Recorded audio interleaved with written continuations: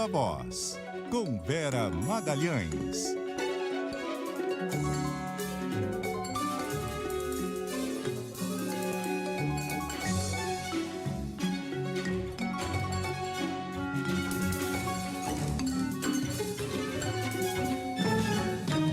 Boa tarde, Vera.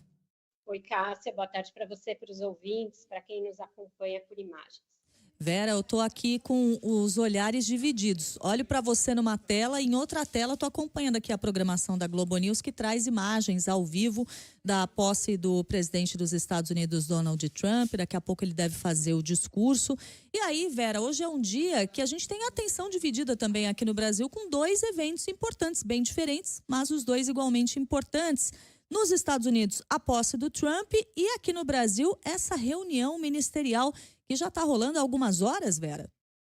Exato, uma reunião ministerial para pôr ordem na casa, né, Cássia? E o fato de o discurso inicial, né, o discurso de abertura do presidente Lula ter sido transmitido ao vivo, mostra que a ideia é justamente passar alguns recados, não só para dentro, mas também para a sociedade. A gente teve um começo de ano de muita bateção de cabeça, aqui no governo. A questão do PIX foi só a parte mais visível dessas bateções de cabeça. Existe uma iminência de uma reforma ministerial aí no horizonte, e o Lula claramente quis deixar claro para os ministros que quem não mostrar serviço agora e quem não se enquadrar dentro do que ele entende que é a necessidade de comunicar para a sociedade nesses 2 últimos anos do seu mandato, não vai ter a vida fácil e pode até não continuar. Então, eu acho que ele quis aproveitar a chegada do novo titular da comunicação de governo, Sidônio Palmeira, para afinar ali os instrumentos, alinhar o discurso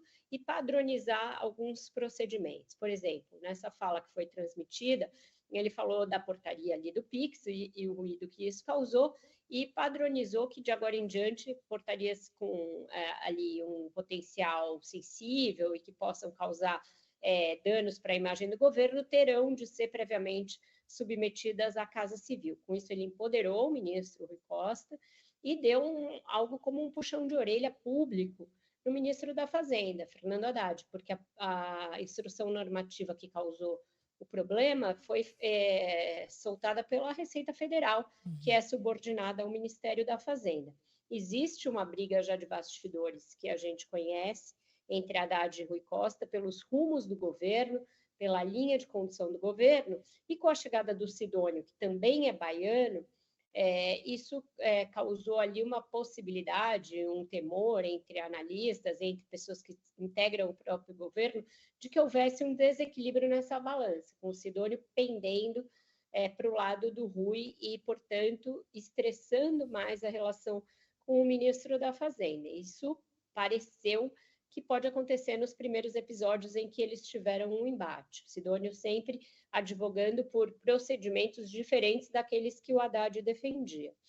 Além disso, o Lula também usou esse discurso de abertura para falar de temas além daqueles que são de funcionamento do governo. Falou um pouco da posição do Brasil no mundo, da iminência da chegada do Trump justamente ao poder, que é o que a gente está assistindo hoje, e de como o Brasil deve se posicionar em relação a alguns conflitos, em relação aos Estados Unidos, etc.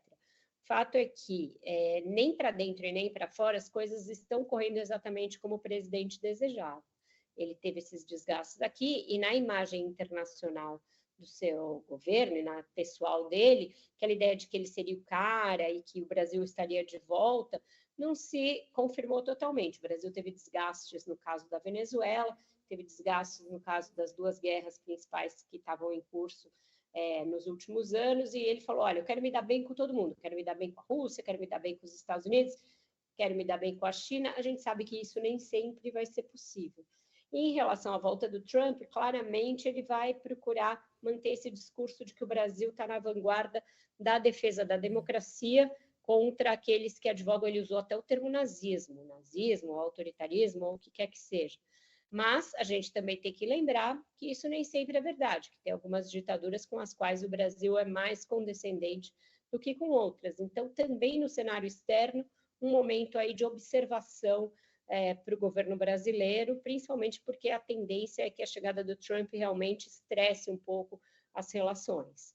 Inclusive, né, Vera, agora há pouco a gente estava ouvindo aqui uma fala do embaixador Rubens Barbosa falando do quanto o governo acabou não se preparando, né, para esse governo Trump no sentido de tentar estabelecer algum tipo de relacionamento um pouco mais estreito, ainda que considerando as diferenças ideológicas, né? Não seria fácil, né? Não seria por uma, enfim, iniciativa unilateral do Brasil que as coisas transcorreriam com mais facilidade, porque a gente tem visto que o Trump ganhou fazendo um discurso de atrito e está se preparando para assumir, mantendo uma postura de atrito. Ontem mesmo teve uma fala dele falando que acabou essa questão de equidade, questão de diversidade, que é a volta da meritocracia. Em relação aos outros países, no momento entre a sua vitória e a posse de hoje, ele criou vários incidentes diplomáticos com vários países. Então, nesse caso, eu só divido um pouquinho do embaixador nesse sentido. Eu acho que o Brasil não teria que ter a iniciativa nesse caso, quando o próprio Trump está assumindo com uma postura super belicista. Mas é verdade também que o Brasil não escondeu a sua torcida pela Kamala Harris, e isso pode vir a ter consequências no plano da diplomacia de agora em diante. Não vai ser fácil, não vai ser fácil não só para o Brasil, acho que o mundo todo vai enfrentar uma série de desafios em decorrência da volta do Trump à Casa Branca. Para o Brasil, a postura a ser adotada, eu acho a mais acertada, seria uma posição de cautela e de não procurar devolver os petardos do Trump na mesma moeda retórica, porque aí isso só nos leva para um buraco numa relação em que os Estados Unidos sempre vão ser mais poderosos que qualquer outro, a não ser no caso da China e da Rússia, eles podem duelar em igualdade de condições. Com o resto do mundo, isso não é verdadeiro. Vera Magalhães, muito obrigada pela análise. A Vera que volta mais tarde à nossa programação no Ponto Final. E amanhã está de volta conosco aqui com o Carlos Alberto Sardenberg e comigo. Até mais, Vera.